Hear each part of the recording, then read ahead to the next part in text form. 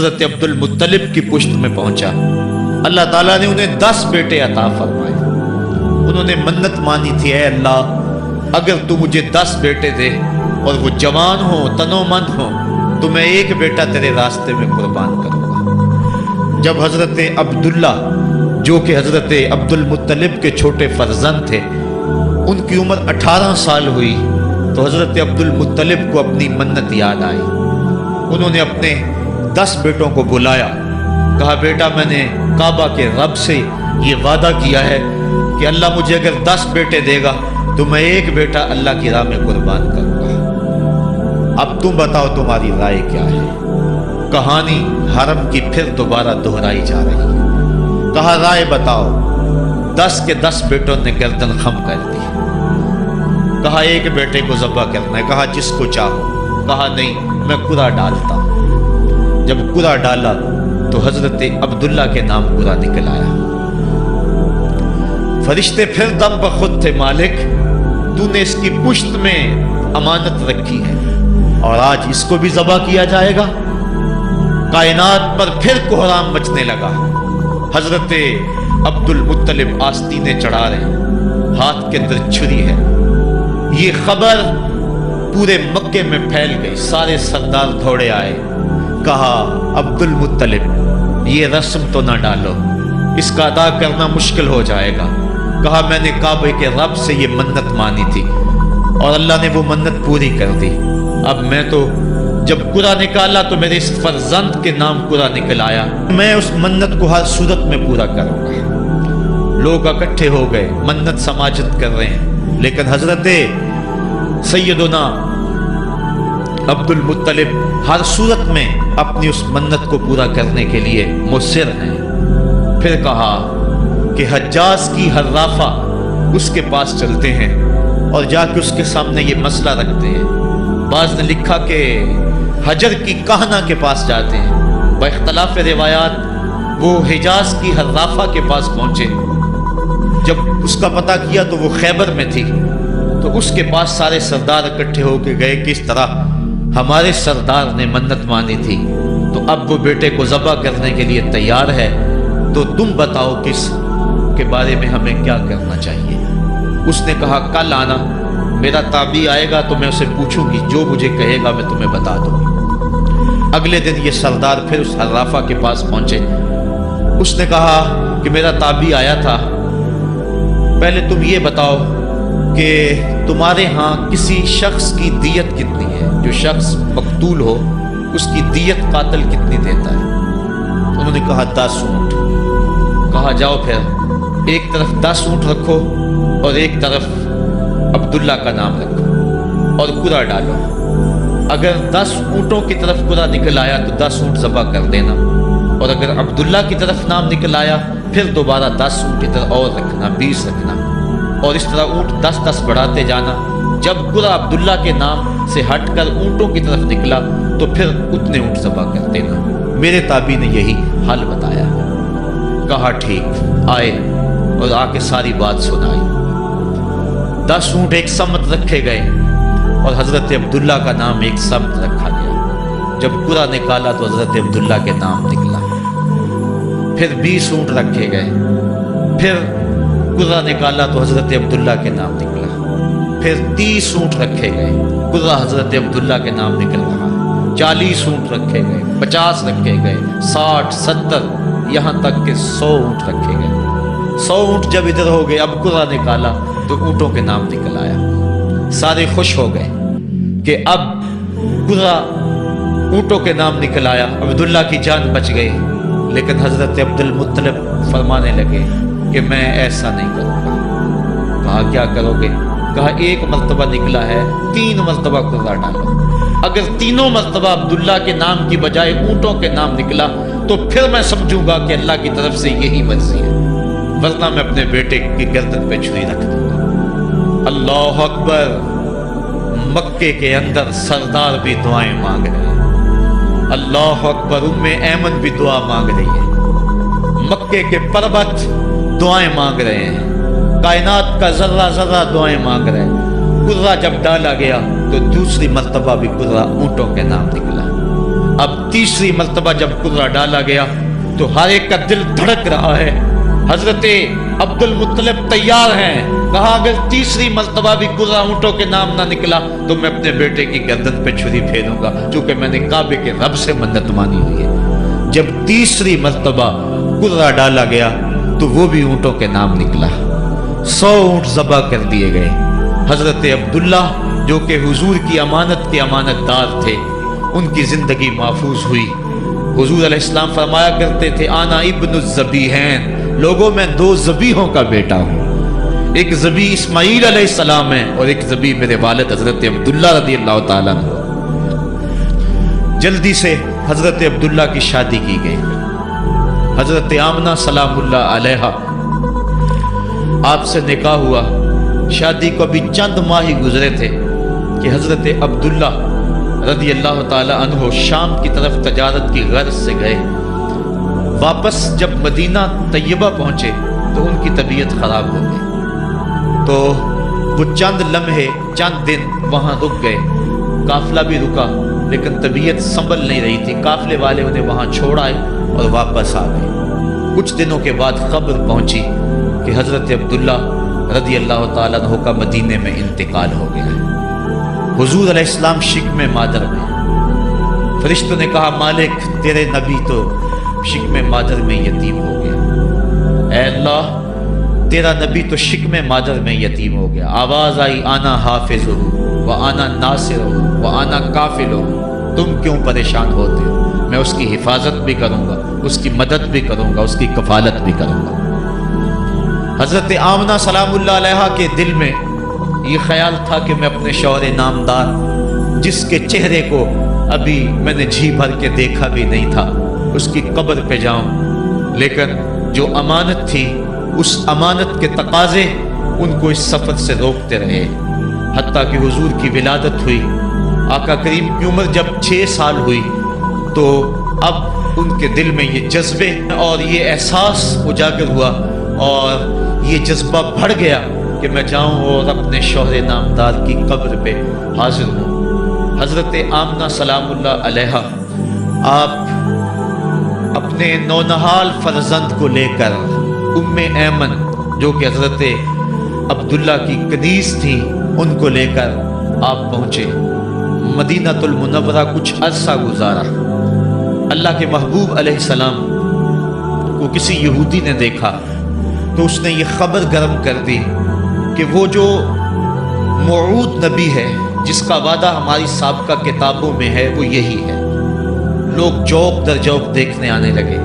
تو حضرت آمنہ پریشان ہوئی اور جلدی سے وہ مکے کی طرف عازم سفر ہوئی. ابھی مکے سے 150 کلومیٹر کا فاصلہ باقی تھا کہ ابوا کے مقام پر حضرت آمنہ سلام اللہ علیہا کو سخت بخار ہو گیا اور حضرت آمنہ سمجھی کہ یہ میرا بخار جان لیوا ثابت ہوگا. تو انہوں نے ام ایمن کو بلایا. کہا لگتا ہے کہ یہ بخار میری موت کا باعث بنے گا. میں تمہیں وصیت کرتی ہوں کہ میرے بیٹے کو بحفاظت امیر قریش عبد المطلب تک پہنچا دینا. اور اس کے بعد حضور کو حضرت آمنہ نے بلایا، اپنے سامنے بٹھایا، سر پہ ہاتھ رکھا. حضرت آمنہ حضور سے کچھ باتیں کرنا چاہ رہی تھی. وادی ابوا کے اندر یہ منظر بڑا دل گداز تھا. حضرت آمنہ نے اب حضور کے سر پہ ہاتھ رکھا اور روتے ہوئے کہا، آنکھیں چھلکنے لگی. کہا بیٹا ہر نئی چیز نے پرانی ہو جانا ہے اور ہر باقی نے فنا ہو جانا ہے. میں بھی جا رہی ہوں وذکر باک و ولد تو تہرا، لیکن سنو میرا ذکر نہیں مٹے گا.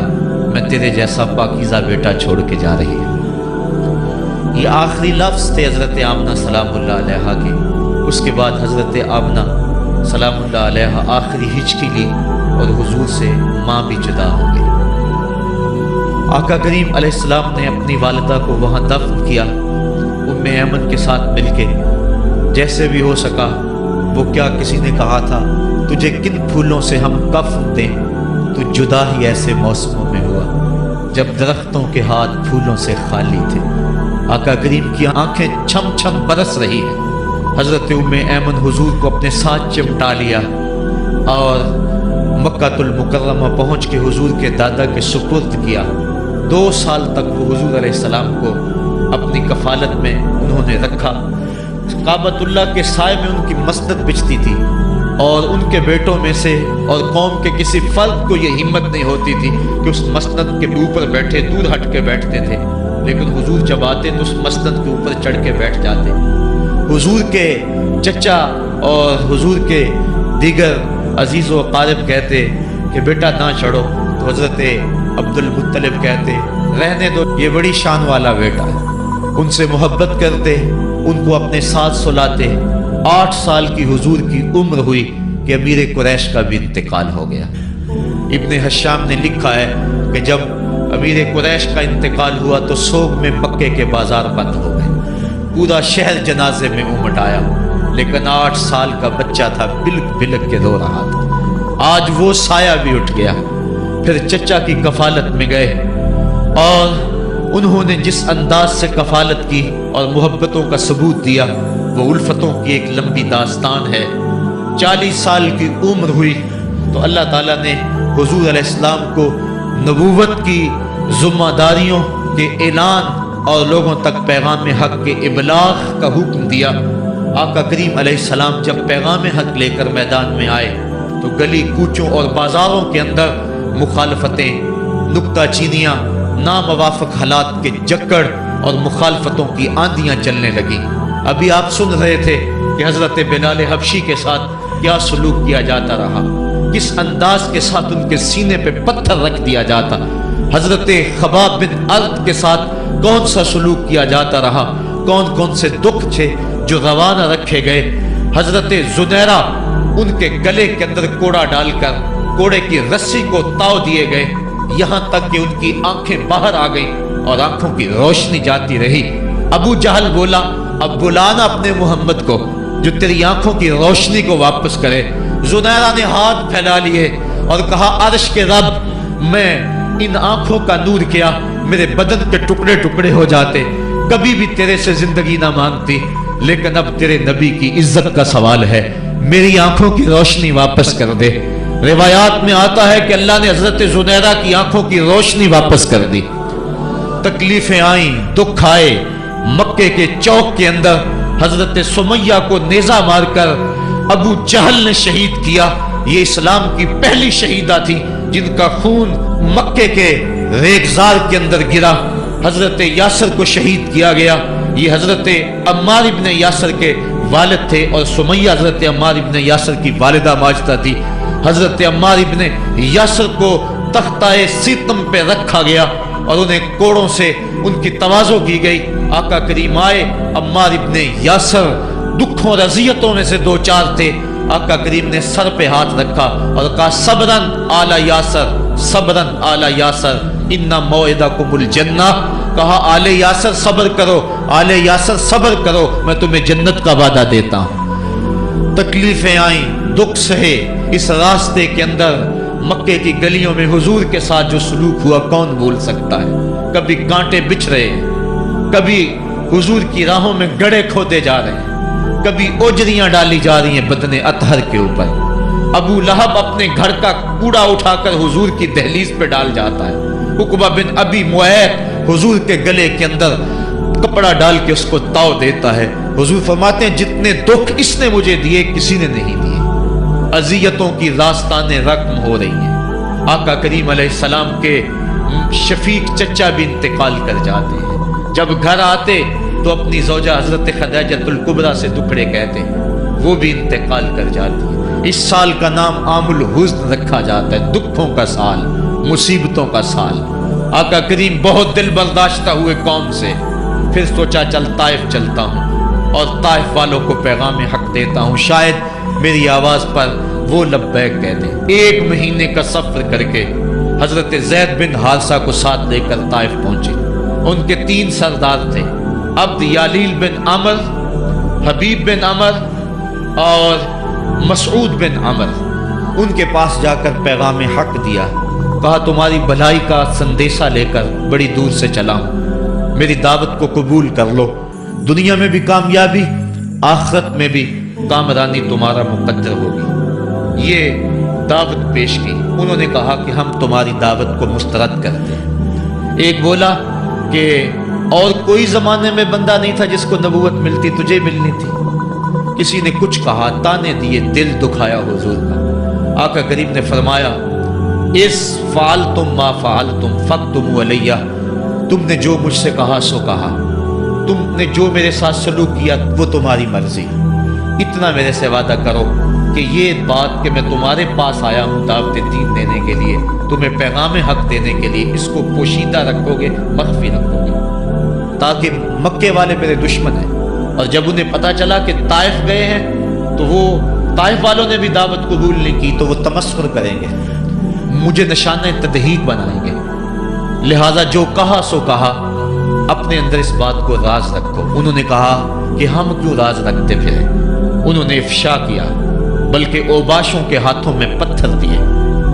हजरत उम्मुल मोमिनीन सैयदा आयशा सिद्दीक़ा रज़ियल्लाहु ताला अन्हा, महबूब कायनात, कहती हैं कि एक दिन मैंने हुजूर से पूछा कि आका उहुद के दिन से सख्त दिन भी कभी जिंदगी में आप पर आया है? फरमाया, हाँ आयशा, जब ताइफ के बाजारों में तेरी कौम ने मुझे पत्थर मारे थे तो ये दिन उहुद के दिन से भी सख्त था। हुजूर फरमाते हैं, जब मैं ताइफ से बाहर निकला तो उनके हुंडे दो रोया कितारों में खड़े थे, हाथों में पत्थर, और मैं दरमियान से गुजरने लगा तो वो मेरे पाँव पे पत्थर मारते।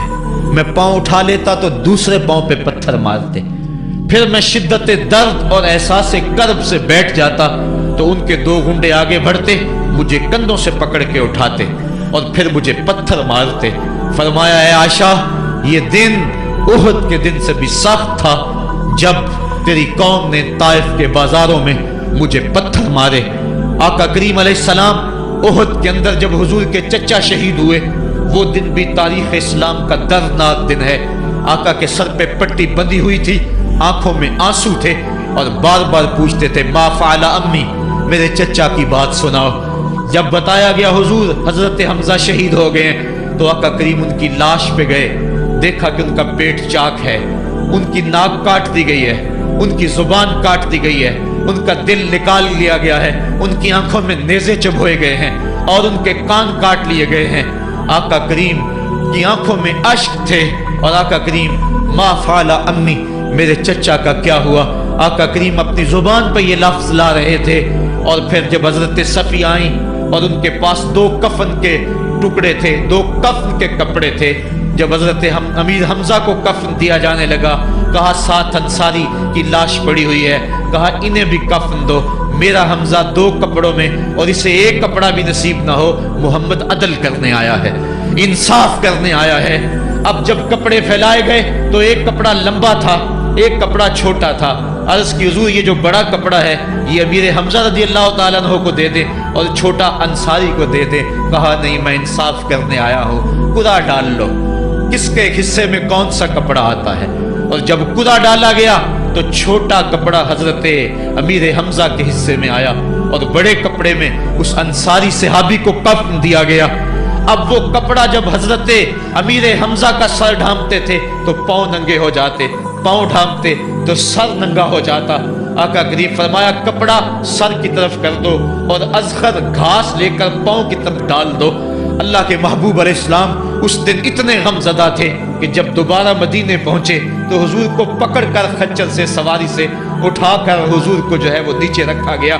सख्त तकलीफ में थे, दुखों की जिंदगी, ताइफ के बाजार, फिर मदीने के अंदर जब वो माहौल आया, खूबसूरतियां आ गई, रोशनी आ गई, आसमान से हर दम नूर उतरने लगा। वो वक्त गया जब लोग पत्थर मारते थे, अब हुक्म हो गया, खबरदार मेरे नबी की आवाज से आवाज भी ऊंची नहीं करनी। खबरदार, तुमने मेरे नबी से कोई मसला पूछना है तो पहले सदका लो, फिर फकीर ढूंढो, फिर खैरात करो, फिर मेरे नबी की चौखट पे आओ। तुम्हें पता चले कि किस चौखट पे आ रहे हैं, किस दर पे आ रहे हैं। आका करीम अलैहिस्सलाम इस माहौल के अंदर घर में खुश हैं, आंगन में खुशियां हैं, फूल खिले हुए हैं। हजरत इब्राहीम अलैहिस्सलाम हुजूर के शहजादे हुजूर की रान पे बैठे हुए हैं। हजरत इमाम हुसैन भी दौड़ते दौड़ते आए और वो भी हुजूर की एक रान पे बैठ गए। हुजूर कभी हुसैन को देखते हैं, کبھی اپنے فرزند کو دیکھتے ہیں، کبھی حسین کو دیکھتے ہیں، کبھی حسین کے ماموں کو دیکھتے ہیں۔ حضرت ابراہیم اور حضرت امام حسین رضی اللہ تعالیٰ عنہ دونوں کو دیکھ کر اللہ کے محبوب خوش ہو رہے ہیں۔ فرشتہ نے اذن مانگا، آقا کریم نے اذن دیا۔ اس نے عرض کی حضور ان دو میں سے ایک کا اختیار ہے، ایک کو ایک کے بدلے میں قربانی دینا ہوگی۔ اب قربانیوں کی وہ حرم سے جو داستان چلی تھی وہ تسلسل ٹوٹنے نہیں پا رہا ہے، وہ تسلسل جاری ہے۔ حضور نے ایک نظر حضرت ابراہیم کو دیکھا اور پھر ایک نظر حضور نے حضرت امام حسین کو دیکھا، پھر حسین کو پکڑ کے سینے سے لگایا اور کہا میں اپنے اس بیٹے پہ اپنے اس بیٹے کو قربان کر رہا ہوں۔ چند دن کے بعد حضرت ابراہیم کا انتقال ہوا۔ حضور کو جب خبر پہنچی، آقا کریم کی آنکھیں آنسو برسا رہی تھی۔ وَأَيْنَ رسول اللہ تدمعان، حضور کی آنکھوں میں آنسو جاری تھے اور حضور اپنے بیٹے کے سرہانے بیٹھے، پیشانی پہ ہاتھ رکھا، کہا بیٹا آنکھیں رو رہی ہیں، دل غم زدہ ہے، لیکن زبان سے وہی کہوں گا جس سے رب راضی ہوگا۔ لیس منا من ضرب الخدود وشق الجیوب ودعا بدعوی الجاہلیہ، جو گریبان نوچتا ہے، منہ پہ تھپڑ مارتا ہے، سینہ کو بھی کرتا ہے، کہ ہمارے ساتھ اس کا کوئی تعلق نہیں ہے۔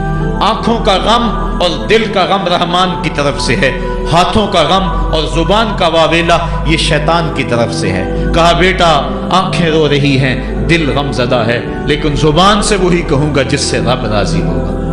اب امام حسین حضور کی گود میں کھیلتے ہیں، کبھی حضور اپنی زبان ان کے منہ میں دے رہے ہیں، کبھی حضور اس کو اپنے کندھوں پہ سوار کرا رہے ہیں۔ کسی صحابی نے کہا کتنی اچھی سواری ملی، کہا سواری دیکھ رہے ہو سوار بھی تو دیکھو۔ کبھی سجدے میں ہیں تو حسین پشت پہ آ کے سوار ہو جاتے ہیں، آقا سجدے کو طول دے رہے ہیں۔ حضرت اسامہ بن زید رضی اللہ تعالیٰ عنہ فرماتے ہیں رات کافی بیت چکی تھی، میں حضور کے در پہ گیا۔ صحابہ حضور کے در پہ چوکھٹ پہ دستک نہیں دیا کرتے تھے، حضور کی چوکھٹ پہ لگ کے بیٹھ جاتے، آقا کریم اپنی مرضی سے آتے، صحابہ دکھڑا کہہ لیتے، کہانی کہہ لیتے، جو پوچھنا تھا پوچھ لیتے۔ لیکن اگر کبھی حالت ناگزیر ہوتی، کبھی ایمرجنسی حالات بنتے، تو صحابہ اپنی انگلیوں کے پوروں کے ساتھ حضور کے دروازے پہ دستک دیتے۔ کانت تکرہ ابواب النبی بالاظافر، اللہ اکبر۔ حضور تشریف لائے، حضور سے حاجت کہی۔ یہ 14ویں صدی کی مصیبت ہے کہ نبی سے مانگنا نہیں چاہیے، اگر نبی سے نہیں مانگنا تو کس سے مانگے؟ اور کون سی چوکھٹ ہے جس در پہ جھولی پھیلائیں؟ کون سا دوارہ ہے جہاں کشکول پھیلا کے کہیں کہ ہماری جھولی بھر دی جائے؟ اور جتنے بھی سہارے ہیں سبک کرتے ہیں، عزت نفس بڑھاتا ہے سہارا تیرا، ہر آسرا ذلیل کرتا ہے، نبی کا آسرا بندے کو سر بلند کرتا ہے۔ حضرت اسامہ بن زید کہتے ہیں میری حاجت پوری ہو گئی، لیکن میں نے کیا ماجرا دیکھا۔ جب حضور گفتگو کر رہے ہیں، دوران گفتگو اللہ کے محبوب کمبل اوڑھ کے یوں ہی آ گئے تھے، حضور کے دائیں بائیں سے حرکت کا احساس ہوتا ہے جس طرح اندر کوئی چیز ہے۔ میری حاجت پوری ہوئی تو مجھ سے نہ رہا گیا، میں نے پوچھ لیا، میں نے کہا بندہ نواز یہ کیا ماجرا؟ آپ کمبل اوڑھا ہوا ہے اور اندر سے کسی کی حرکت کا احساس ہے۔ فکشف، حضور نے کمبل کو کھول دیا۔ فائز الحسن والحسین علی وارکیہ، تو ایک پہلو سے امام حسن لپٹے ہوئے تھے، ایک سے امام حسین لپٹے ہوئے تھے۔ کہا یہ میرے بیٹے ہیں، یہ میری بیٹی کے بیٹے ہیں، اے اللہ میں ان سے پیار کرتا ہوں، تو بھی ان سے پیار کر، اور جو ان سے پیار کرے میرے مالک تو اس سے بھی پیار کر۔ اور ایک دن فرمایا حسین منی وانا من الحسین، لوگو حسین مجھ سے ہے اور میں حسین سے ہوں۔ لمحے بیتتے گئے، پھر وہ جاں گداز لمحے بھی آئے جب صحابہ کی چیخیں نکل رہی تھی، جب مسجد نبوی اجڑ رہی تھی، جب حجرہ عائشہ کے اندر اللہ کے محبوب اپنے رب کے ہاں جانے کی تیاریاں کر رہے تھے، جب سیدہ فاطمہ کے لبوں پہ یہ لفظ تھے سبت علیہ مصائب لو سبت علی الارض سرنا لیالیا، میرے اوپر اتنی مصیبتیں پڑی، اگر یہ دنوں پہ پڑتی تو وہ بھی کالی راتیں بن جاتے۔ حضور علیہ السلام کا جب جسد اطہر اٹھا تو صحابہ کی جو حالت تھی وہ اس انداز سے کہ صحابہ کے کلیجے پھٹ رہے تھے، روحیں گداس ہو رہی تھی۔ ایک ہاتھ اٹھا کے دعا مانگ رہا تھا، اللہم اذہب بصری حتی لا ارا بعد حبیبی محمد احدا، اے اللہ مجھے اندھا کر دے، مجھے اندھا کر دے، مجھ میری آنکھوں کی بینائی اچک لے، تیرا محبوب تہے مزار چلا گیا، میں نے آنکھوں کی روشنی کو کیا کرنا ہے۔ وہ دن بھی آئے، حضرت سیدنا صدیق اکبر کا کلیجہ بھی پگھل رہا ہے، وہ بھی غم رسول میں رو رہے ہیں، صحابہ تڑپ رہے ہیں۔ وہ اونٹنی، غصبہ نامی اونٹنی جس پہ حضور سواری کرتے تھے، وہ حضرت فاطمہ کے دروازے کے اوپر سر رکھ کے رو رو کے مر گئی۔ جب محبوب نہیں رہے تو ہم نے جی کے کیا لینا ہے۔ کائنات اجڑ گئی، جہان میں جو ہے وہ ہر سمت اندھیرا ہی اندھیرا چھا گیا، لیکن روشنی کے ٹمٹماتے ہوئے چراغ آج بھی روشن ہیں، جن کو دیکھ کر مصطفیٰ یاد آتے ہیں۔ لوگ ان شہزادوں کو دیکھ لیتے ہیں اور حضور کی یاد کو تازہ کر لیتے ہیں۔ وقت گزرتا گیا، پھر وہ لمحے بھی آئے کہ جب حضرت امام حسن کو زہر دیا گیا اور آپ کا کلیجہ کٹ کٹ کے کئی سو حصوں میں باہر آیا۔ آپ سے آخری لمحے حضرت امام حسین نے پوچھا کہ میرے بھائی کوئی وصیت؟ کہا بیٹا کوفے والوں سے بچ کے رہنا، ان کے دغے سے بچ کے رہنا۔ لمحے بیت گئے، 60 ہجری کو یزید تخت نشین ہوا، تخت نشین ہو گیا تھا، لیکن اس نے یہ چاہا کہ حضرت امام حسین رضی اللہ تعالی عنہ میرے لیے بیعت کر لیں، اور اس نے مدینے کے گورنر ولید بن عقبہ کو خط لکھا، اور خط کا مضمون یہ تھا کہ امام حسین کو بلاؤ اور میرے لیے بیعت لو، اور اگر وہ بیعت نہیں دیتے تو اس خط کے جواب کے ساتھ ان کا سر بھیج دو۔ ولید بن عتبہ محب اہل بیت تھا، اس نے رات کی کافی تاریکی کے اندر حضرت امام حسین رضی اللہ تعالیٰ عنہ کو پیغام بھیجا۔ حضرت امام حسین نے حضرت عبداللہ ابن زبیر سے مشورہ کیا، انہوں نے کہا اس وقت گورنر کا بلانا خیر نہیں، صبح جائیں گے۔ آپ فرمایا نہیں میں بھی جاتا ہوں۔ کچھ سواروں کو ساتھ لیا، کہا تم باہر کھڑے ہو جانا دارالامارت کے، اگر میں آواز دوں تو تم دوارے پھلانگ کے اندر آ جانا۔ ولید بن عتبہ کے پاس امام حسین پہنچے، آپ نے کہا کہ سناؤ کیا معاملہ ہے؟ تو اس نے کہا کہ یہ خط ہے جو یزید نے بھیجا ہے۔ آپ نے فرمایا کہ میں صبح بتاؤں گا۔ ولید بن عتبہ نے کہا ٹھیک ہے۔ امام حسین پلٹنے لگے تو مروان بن حکم جو پاس بیٹھا ہوا تھا گورنر کے، کہنے لگا یہ چلے گئے تو دوبارہ ہاتھ نہیں آئیں گے، اب موقع ہے، اب ان کو پکڑ لو اور ان سے زبردستی بیعت لے لو۔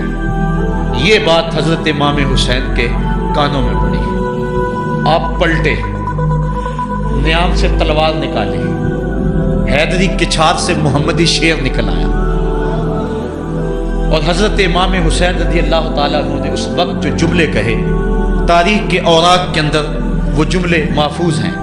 حضرت امام حسین نے کہا ایھا الامیر، اے امیر تو جانتا نہیں ہم کون ہیں؟ انا معدن الرسالہ و مہبط الوحی و مختلف الملائکہ، میں وہ ہوں جس کے گھر میں جبریل آتا تھا، ہمارے گھر میں وحی اترتی رہی ہے۔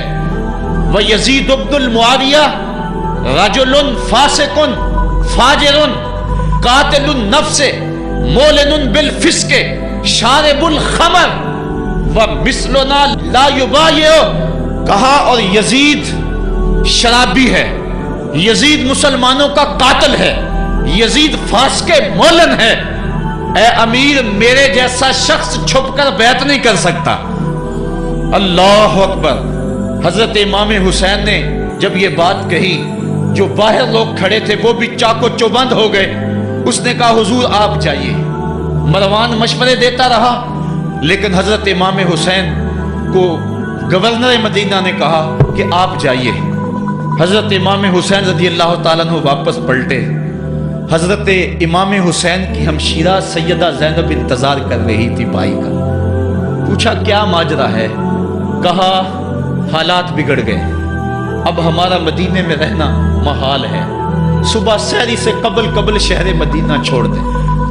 اللہ اکبر، ورنہ ہمارے خون سے نبی کا حرم لالا زار بنے گا۔ حضرت امام حمام رضی اللہ تعالیٰ عنہ نے اہل بیت کی مشاورت سے یہ فیصلہ کر لیا۔ کجاوے کسے جانے لگے، سامان تیار ہو گیا۔ حضرت محمد بن حنفیہ کو کہا کہ تم یہاں رہو اور تم خبر پہنچانا کہ پیچھے کیا ماجرے ہوتے ہیں، اور مکے کی طرف میں سفر کر رہا ہوں۔ کہانی لمبی ہو رہی ہے اور وقت کے دامن میں اتنی گنجائش نہیں ہے کہ پھر کس طرح شہر مدینہ چھوڑا ہوگا. حاجی جاتے ہیں 8 دن اور 8 دن کے بعد مدینہ چھوڑتے ہیں. ان سے کوئی پوچھو کہ مدینہ چھوڑنا کتنا مشکل ہے. وہ کیا کسی حاجی کو لوگ مبارک دے رہے تھے؟ اس نے کہا تھا مبارک دے رہے ہو دوستو حج و زیارت کی، میرا غم بھی تو دیکھو، میں مدینہ چھوڑ آیا ہوں. جو 8 دن مدینہ رہتا ہے اس سے مدینہ چھوڑا نہیں جاتا جس کی ولادت مدینے میں ہوئی. جو کھیلتا تھا تو مدینے کی گلیوں میں، جس کے گھر کا دروازہ مسجد نبوی میں کھلتا تھا، اس حسین کو مدینہ چھوڑنا قیامت ہوگی. شہر مدینہ چھوڑا. حضرت امام حسین رضی اللہ تعالیٰ عنہ مکہ المکرمہ پہنچے. وہاں رمضان گزرا، حالات وہاں بھی بگڑتے گئے. مسلسل خط آتے رہے کوفے سے. کہانی طویل ہے. 8 ذو الحج کو حضرت امام حسین رضی اللہ تعالیٰ عنہ کوفے کی طرف عازم سفر ہوئے. حضرت عبداللہ ابن عمر، عبداللہ ابن عباس رضی اللہ تعالیٰ عنہما اور دیگر صحابی ہاتھ جوڑ کے کھڑے ہو گئے. بلکہ حضرت عبداللہ ابن عباس نے تو یہاں تک کہہ دیا کہ میں دیکھ رہا ہوں کہ وہاں تمہیں شہید کیا جائے گا، آپ اگر ضرور جاتے ہیں تو ان بچوں کو چھوڑ دیں. حضرت امام حسین فرماتے میرے غم گسارو، میرے پیارو، مجھ کو نہ روکو، مجھ کو جانے دو، مجھے نانے کے دی کی ڈوبتی کشتی بچانے دو. میں جاتا ہوں کہ دنیا پر وفا کا نام رہ جائے، میں رہوں نہ رہوں پر عظمت اسلام رہ جائے. میں نہیں جاتا تو نبی کے گھر کی آن جاتی ہے. لوگوں تمہارا دین جاتا ہے، میری غیرت ایمان جاتی ہے. کہا مجھے جانا ہوگا. 8 ذو الحج کو لوگ کعبہ کی طرف آ رہے ہیں اور کعبہ دلہن کی طرح سنورا ہوا ہے. طواف کرنے والوں کا جھرمٹ ہے. حاجی حج کرنے آ رہے ہیں لیکن حضرت امام حمام کسی اور حج کی تیاری کر رہے ہیں. کسی نے کہا حج تو کر جائیں، اتنی مرتبہ مدینے سے پیدل چل کے آئے اور آج تو مکہ المکرمہ میں موجود ہے. کہا پیچھے ہٹو، جو حج میں کرنے جا رہا ہوں وہ انوکھا ہوگا، وہ نرالا ہوگا. تم بھی طواف کرو گے، میں بھی طواف کروں گا. تم طواف کعبۃ اللہ کا کرو گے اور میں خیموں کا طواف کروں گا. ایک حج تمہارا ہے، ایک حج میرا ہے. تم بوسے لوگے کس کے؟ حجر اسود کے. میں اپنے فرزند کا منہ چوموں گا. لوگوں ایک طواف تمہارا ہوگا، ایک طواف میرا ہوگا. تم آب زمزم پیو گے، میں پیاسا رہوں گا. اور تم کبھی صفا پہ کبھی مروہ پہ دوڑو گے، میں کبھی علی اکبر کی لاش اٹھانے جاؤں گا، کبھی میں قاسم کی لاش اٹھانے جاؤں گا، کبھی اون محمد کے تڑپتے ہوئے لاشوں کو اٹھانے جاؤں گا. لوگوں ایک حج تمہارا بھی ہے، ایک حج میرا بھی ہے. جب تم حج کر لو گے تمہاری سائی مکمل ہو جائے گی تو تم سر مڈا کے حرام کھول دو گے، اور جب میری سائی مکمل ہو جائے گی تو میں سر کٹا کے حرام کھول دوں گا. تم سفید حرام پہنو گے، میں سرخ حرام پہنوں گا. اور وہ حج قیامت تک کے آنے والے حجوں کی آبرو ہوگا. حسین اگر نہ شہید ہوتا تو آج گھر گھر یزید ہوتا. اسلام کی عظمت عیاں نہ ہوتی، خدا کے گھر میں اذان نہ ہوتی. بار الہ نوحہ سناتا پھرتا، تا روز جزا اشک بہاتا پھرتا. امداد نہ کرتے اگر کربلا میں حسین، اسلام تیرا ٹھوکریں کھاتا پھرتا. کربلا کی تپتی ہوئی ریگزار میں حضرت امام حسین نے جبر و ظلم کے خلاف جس سے کھڑے ہو کر عظیمت کی داستان رقم کی. 10 محرم کا دن تھا، جمعے کا یوم سعید تھا. بھیچ کربلا کے میدان میں دوپہر کے وقت جب نبی کا خاندان اجڑ رہا تھا، ایک ایک کلی اس چمن کی کٹ رہی تھی. 72 افراد 22,000 کے لشکر جرار کے مقابلے میں کھڑے تھے. وہ یزید جس نے اس کے علاوہ بھی بڑے جرم کیے، جس نے جو ہے وہ 1700 صحابہ کو مکہ المکرمہ میں شہید کیا، جس نے 700 حفاظ کرام کو شہید کیا، جس نے حضرت ابو سعید خضری کی داڑھی نوچ لی، جس نے مدینے کے اندر مسجد نبوی کے اندر گھوڑے باندھے، جس نے جو ہے وہ 3 دن تک مسجد نبوی کے اندر اذان نہ ہونے دی، وہ یزید آج کربلا کے تپتے ہوئے ریگزار کے اندر آل رسول کے ساتھ ظلم کی وہ داستان رقم کر رہا تھا کہ قیامت تک آنسو سسکیاں نہیں تھمنے پائیں گی. یزید مر گیا، اس کا نام مٹ گیا، اس کا تشخص مٹ گیا، لیکن حسین کا نام آج بھی زندہ ہے، اس کا پیغام آج بھی زندہ ہے۔ یہ ہزاروں کا مجمع، یہ امٹتے ہوئے محبتوں کے جذبات، یہ آنسوؤں کا خراج دینا، کیا یہ حسین ابن علی کی زندگی کی دلیل نہیں ہے؟ کون ہے جو یزید کا نام لیتا ہو؟ آج اگر کوئی یزید کا نام لیتا بھی ہے تو سر جھکا کے لیتا ہے۔ میں کہتا ہوں کیسا تمہارا لیڈر ہے جس کا نام لینے سے قبل شرمندہ ہوتے ہو، جس کا نام لیتے ہوئے شرمندہ ہوتے ہو، جس کا نام لینے کے بعد پسینہ پسینہ ہوتے ہو۔ تم اپنے قائد اور لیڈر کا نام لیتے جھجکتے ہو، گردن جھکا کے دائیں بائیں دیکھ کے نام لیتے ہو، اور جب ہم نام اپنے آقا کا لیتے ہیں سر اٹھا کے لیتے ہیں۔ اے حسین ابن علی تم پر سلام۔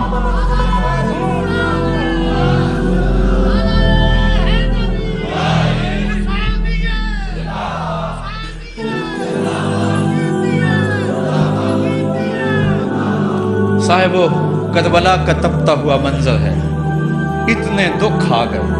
حضرت سدی سختی رضی اللہ تعالیٰ عنہ فرماتے ہیں کہ اللہ تعالیٰ نے جب کائنات کو بنایا، انسانوں کو تخلیق کیا، تو انسانوں کو پوچھا بتاؤ تم میرے ہوگے؟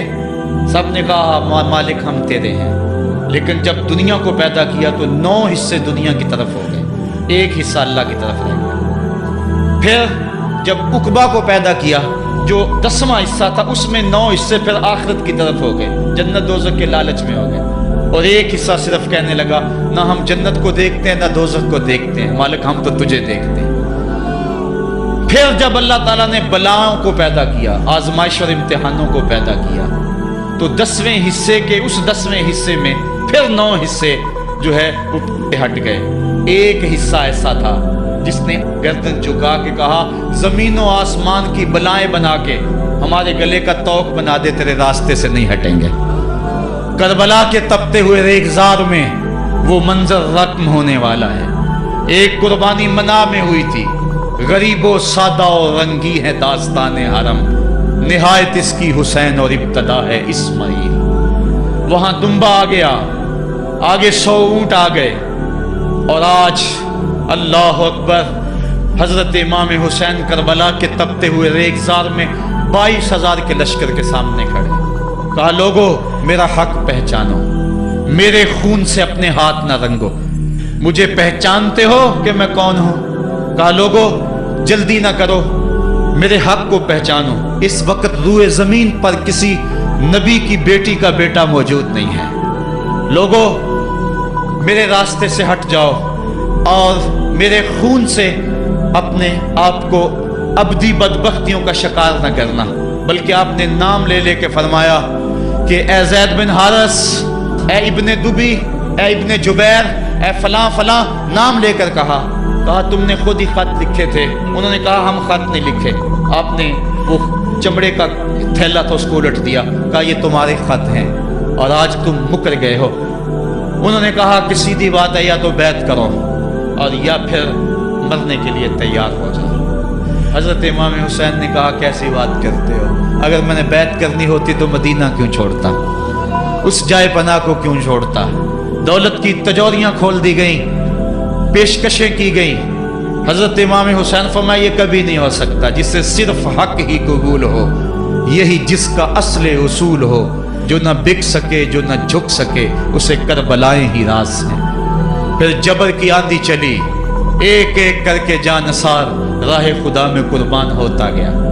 پھر خاندان نبوت کی باری آئی، حضرت علی اکبر حضرت امام حسین کے جوان سال بیٹے راہ خدا میں جان پیش کرتے ہیں، بھتیجے قاسم رضی اللہ تعالیٰ عنہ جان قربان کرتے ہیں، حضرت عباس کے قلم ہوتے ہیں بازو، جو خود جا سکتے تھے وہ خود قربانی پیش کرتے ہیں۔ اور صاحبو اب یارہ نہیں، جو خود جا نہیں سکتے تھے آپ خود ہاتھوں پہ اٹھا کے فرات کے کنارے پہ لے جاتے ہیں۔ کہا جو آ سکتے تھے وہ تو قدموں پہ چل کے آ گئے، اور جو قدموں پہ نہیں چل سکتے تھے میں انہیں اٹھا کے لے آیا ہوں۔ پھر ایک 2 شاخہ تیر حلق اصغر میں پیوست ہوتا ہے، خون چلو میں دے کر آسمان کی طرف اچھالتے ہیں، اور پھر اللہ کی بارگاہ میں عرض کرتے ہیں ربنا تقبل منا ھذا القربان، میرے مالک حسین کی یہ قربانی بھی قبول فرما لے۔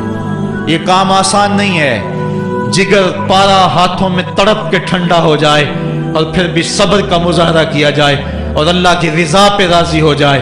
अब हजरत इमाम हुसैन रदी अल्लाह ताला अन्हु तन्हा रह गए, एक एक को रुखसत कर रहे थे शहादत का दूल्हा बनाकर, लेकिन अब इमाम हुसैन को रुखसत करने वाला कोई मौजूद नहीं है। आप घोड़े पे सवार हुए, मैदान करबला की तरफ एड़ लगाई। खेमे के अंदर जो खवातीन थी वो जानती थी जो इस रास्ते गया फिर पलट के नहीं आया, उसकी लाश हजरत इमाम अपने कंधों पे उठा के लाए हैं। अब इस हुसैन इब्ने अली की लाश कौन उठाएगा? कहा सबने के हुसैन ना चाहिए, कहा मैं नाने के दीन के लिए जा रहा हूँ। मैदान अमल में गए, तेगे बरात चमकी, लोगों के सर काट रही है, आवाज आ रही है ये कौन जी वकार है, बला का शाह सवार है, लिबास है फटा हुआ, गुबार से अटा हुआ, लख्त लख्त कटा हुआ, फिर भी है डटा हुआ, तमाम जिसमें नाजनी छिदा हुआ कटा हुआ, फिर भी है डटा हुआ, ये नबी का नूरे ऐन है, ये बिल यकीन हुसैन है।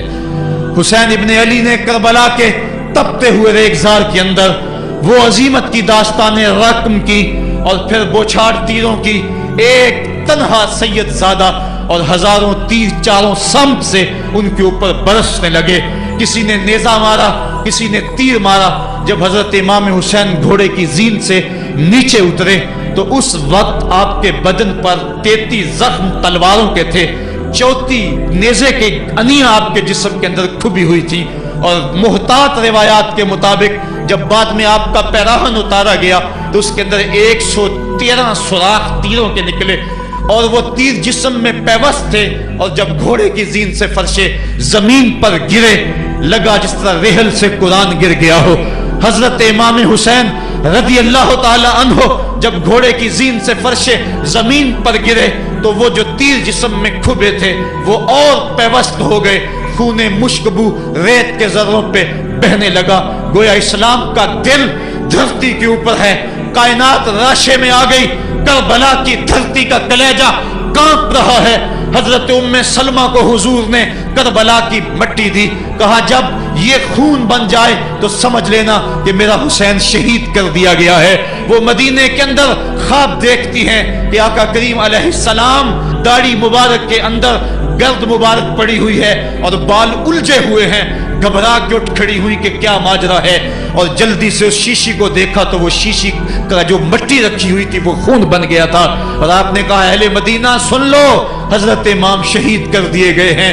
इधर इमाम हुसैन खून और खाक के अंदर तड़प रहे हैं और आपके जिस्म नाजुक पर बर्छियों, तेगों और तलवारों के साथ जो है वो लोग वार कर रहे हैं। सनान बिन अंस नखी आगे बढ़ा लेकिन सर काटने की हिम्मत ना पड़ी, उसने नेजा मारा और आपके गले के करीब वो नेजा पार कर गया और खून का फवारा फूटा।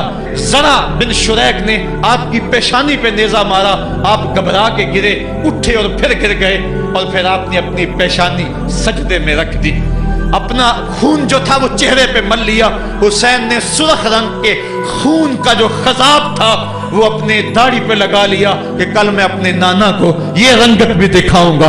हरम की वो दास्तां जो मना से शुरू हुई थी आज उसकी तकमील हो रही है। वो गरीब और सादा और रंगीन दास्तां हजरत इमाम हुसैन रकम कर रहे हैं। खून से दाढ़ी रंग गई और आपके माथे के ऊपर ज़रा बिन शुरैक ने वो जो नेजा मारा था उससे आप संभल न सके, उठ के फिर नीचे गिरे, पेशानी को सजदे में रखा और सजदे में रख के अल्लाह की बारगाह में आखिरी लफ्ज जो मेरे इमाम की जुबान से निकले दिलों की तख्तियों पे नोट कर लो और देखो। अल्लाह ताला के बंदे हजरत खलील ने दुआ मांगी थी, ऐ मेरे मालिक, ऐ मेरे मालिक, मैं इस जगह पे अपनी ज़ुर्रियत औलाद को छोड़ के आबाद करके जा रहा हूँ और दुआ करता हूँ कि वो नमाज को कायम रखें। आज उस दुआ की तकमील का मंजर लोगों के सामने है कि 113 तीर जिस्म में खुबे, 34 तलवारों के घाव और वो भी रावी कहते हैं कि एक एक घाव में कितनी कितनी तलवारों के जख्म थे और नेजे की अनिया जिस्म में खुबी हुई थी। आपके कलेजे के अंदर नेजे की अनी को तोड़ दिया गया था। इस मौके पे हजरत इमाम हुसैन रज़ी अल्लाह ताला अन्हु ने अपने आप को संभाल के पेशानी को रेत के ऊपर रखा और अल्लाह की बारगाह में आखिरी लफ्ज हजरत इमाम हुसैन के लबों पे जो मचले, खून निकल रहा था और खौली बिन यजीद आगे बढ़ के सरे अनवर को जुदा करने की तैयारियां कर रहा था। सनान बिन अंस आगे बढ़ा लेकिन कपकपा के पीछे हो गया। खौली बिन यजीद आगे बढ़ा, वो भी पीछे हो गया। फिर शिमर आया और शिमर आपके जिस्म नाज़ुक के ऊपर बैठ गया। हजरत इमाम हुसैन ने जब देखा तो इसके बदन के ऊपर बरस के फुलबैरी के निशान थे। तो हजरत इमाम हुसैन की जुबान से निकला, सदक़ल्लाहु व सदक़ रसूलुल्लाह, मेरे आका मेरे अल्लाह ने सच कहा। उसने कहा क्या सच कहा? कहा एक दिन मैं हुजूर की खिदमत में हाजिर था तो हुजूर ने फरमाया था, मैं देख रहा हूं एक चतकबरा कुत्ता मेरी औलाद के खून में मुंह मार रहा है। आज मैं देख रहा हूं कि मुस्तफा करीम का वो फरमान जो है वो पूरा हो रहा है। वो गुस्से में आया, इमाम जल्दी अपनी पेशानी सजदे में रखी और अल्लाह की बारगाह में इमाम के आखिरी लफ्ज़ थे, अल्लाहुम्मा रज़न बिक़ज़ाइका व सब्रन अला बलाइका तस्लीमन ले अमरिका सुबहान रब्बियल आला, सुबहान रब्बियल आला, सुबहान रब्बियल आला। मालिक, भाई, बेटे, भतीजे, भांजे, जानसार, आयानो अंसार सब कुछ लटा के, अब्बास के बाजू कटा के, जो जा सकते थे उन्हें भेज के, जो जा नहीं सकते थे खुद उठा के ले जा करके, अब्बास के बाजू कलम करवा के, ये खेमे के अंदर बच्चियां यतीम हो गई हैं, सुहाग उजड़ गए हैं। मेरे मालिक, सब कुछ लुटा के नबी का घर उजड़ गया, एक एक पत्ती गिर गई। जिनको बुलाया गया था आज उनकी मेजबानी तीरों, तलवारों और नेज़ों से हुई। लेकिन मालिक, तू देखा मेरी जुबान पे हाय नहीं आई, मैंने उफ तक नहीं की, जख्म पे जख्म खा के जी, खूने जिगर के घूंट पी, आह न कर लबों को सी। ये इश्क है, ये दिल लगी नहीं, ये मोहब्बत है। यहाँ लोग मसलूब भी होते हैं, यहाँ लोग सूली भी चढ़ते हैं। हुक्म होता है खबरदार, अगर आह भी की तो साबरों से नाम काट दूंगा। कहा मालिक, अल्लाहुम्मा रज़न बेक़ज़ाइका, जो तकदीर थी मैं उस पर राजी हो गया। व सब्रन अला बलाइका, मालिक तूने देखा मैंने सब्र भी किया। तस्लीमन ले अमरे का, मुझे मालिक के तराज भी कोई नहीं, जो तेरा हुक्म था मैंने उसको तस्लीम भी कर लिया।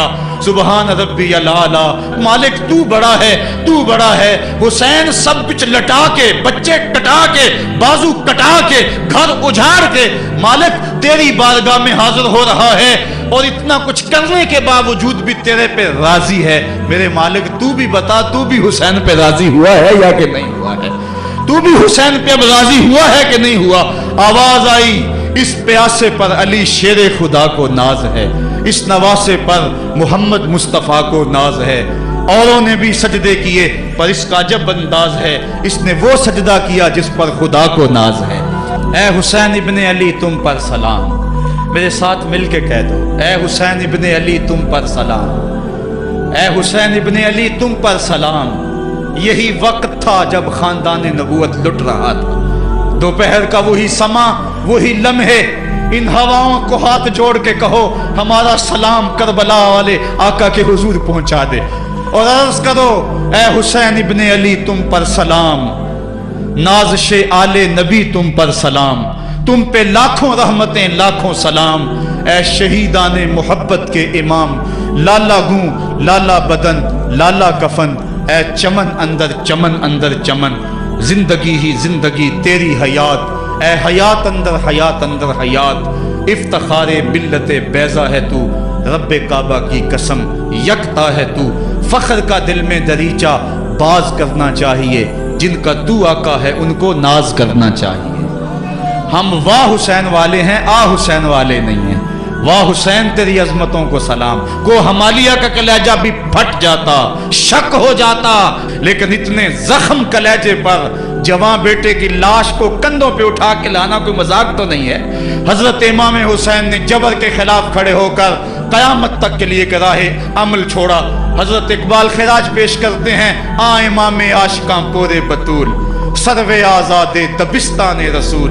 अल्लाह अल्लाह बाए बिस्मिल्लाह पिदर, मानाए ज़िब्हे अजीम आयत बसर, सुरखरू इश्के गयूर अज सुनेऊ, शोखिए ई मिसरा अज मज़मूनेऊ। ता क़यामत कते इस्तिबदाद कर, मौजे खूनेऊ चमन ईजाद कर। اقبال کہتا ہے کہ عشق غیور کے چہرے پہ جو سرخی اور بانکپن ہے وہ حسین ابن علی کے خون کا صدقہ ہے. قیامت تک کے لیے جبر کے خلاف جتنی بھی قومیں اٹھیں گی اور جتنے بھی لوگ میدان عمل میں آئیں گے، میں ہر سال کہا کرتا ہوں کہ سب کا قائد حسین ابن علی ہوگا. مہاتما گاندھی نے جب اپنی قوم کو کہا برطانوی سامراج کے خلاف کھڑے ہو جاؤ، اور قوم سے خطاب کرتے ہوئے مہاتما گاندھی ہندو نے کہا کہ تم کہو گے وہ حکومت جس کی سلطنت میں سورج طلوع اور غروب بھی ہوتا ہے، اس سے ٹکرانا حماقت ہے، خودکشی کرنے کے مترادف ہے. لیکن اس کے باوجود میں کیوں کہہ رہا ہوں کہ اس سامراج کے خلاف کھڑے ہو جاؤ؟ مہاتما گاندھی نے کہا تھا اس لیے کہ میرے سامنے حسین ابن علی کا کردار موجود ہے. آج پوری دنیا کے اندر ظلم اور جبر کی ہوائیں چل رہی ہیں، اور اس وقت امت مسلمہ کو کردار حسین ادا کرنے کی ضرورت ہے. اگر ہم نام حسین ابن علی کا لیں اور کرتوتیں اور لچھن سارے یزید والے ہوں تو یہ لفظ لفظ حرف حرف اور قدم قدم حضرت امام حمام سے منافقت ہے. اور اگر میں نام حسین لیتا ہوں تو گھر بھی اجڑ جائے، حق کا پرچم کبھی نہ گرنے دوں. میں اور آپ اس عزم کے ساتھ میدان عمل میں اتریں. ادارۃ المصطفیٰ کسی تنظیم کا نام نہیں، یہ ایک فکر کا نام ہے، ایک تحریک کا نام ہے، ایک مشن اور ایک انقلاب کا نام ہے. یہ روحوں میں ہلچل پیدا کرنے کے جذبوں کا نام ہے. یہ مصطفیٰ کریم کے در پہ سلامی دینے کا نام ہے. یہ اپنا سب کچھ مصطفیٰ جان رحمت پہ قربان کر دینے کا نام ہے. آؤ ادارۃ المصطفیٰ کے پلیٹ فارم پہ آپ میدان عمل پہ نکلیں. حضرت امام حسین نے اسلام کے گرتے ہوئے پرچم کو تھام لیا، اور جبر کی آندھیوں کے مقابلے کے اندر بھی اس پرچم کو خم نہیں ہونے دیا. آج میں اور آپ ان کا مشن، ان کی فکر لے کر میدان عمل میں نکل آئیں. قرآن کا پھریرا بنا کر، قرآن کا پرچم ہی سینوں میں تھام کر، اہل بیت کی محبت اپنے سینوں میں لے کر میدان عمل میں نکلیں اور قرآن کی دعوت گھر گھر دیں. اور اب رکنا نہیں، اب تھمنا نہیں، فردوس میں جا کے دم لینا، آفاق کے ہر ہر گوشے میں قرآن سنا کے دم لینا. اب یہ اٹھنے والے قدم آگے بڑھتے رہیں. یہ درس قرآن کا جو قافلہ ملک کے طول و عرض کے اندر روا دوا ہے، اس میں ایک جوش پیدا ہو جائے اور اس کے اندر ایک انقلاب پیدا ہو جائے. کوئی گھر ایسا نہ رہے، کوئی بستی ایسی نہ رہے، کوئی کان ایسا نہ رہے جس کان تک قرآن کا نغمہ نہ پہنچنے پائے. ادارۃ المصطفیٰ کے جوان سال مبلغ گلی گلی کوچے کوچے پھیل جائیں، اور جو داعی ہیں، دعوت دینے والے ہیں، اگر وہ خود پیغام پہنچا سکتے ہیں تو اشہد بلال عند اللہ اشہد، بلال کی اشہد بھی اللہ کو قبول ہے. وہ ٹوٹے پھوٹے لفظ لے کر میدان عمل میں نکل آئیں، ورنہ وہ سیڈیز لے لیں، وہ اور کتب لے لیں، وہ دین کا نعرہ لے لیں، وہ پیغام حق لے لیں، اور گلی گلی کوچا کوچا اسوہ شبیری اور نام حسین کی دہائی دیتے چلے جائیں.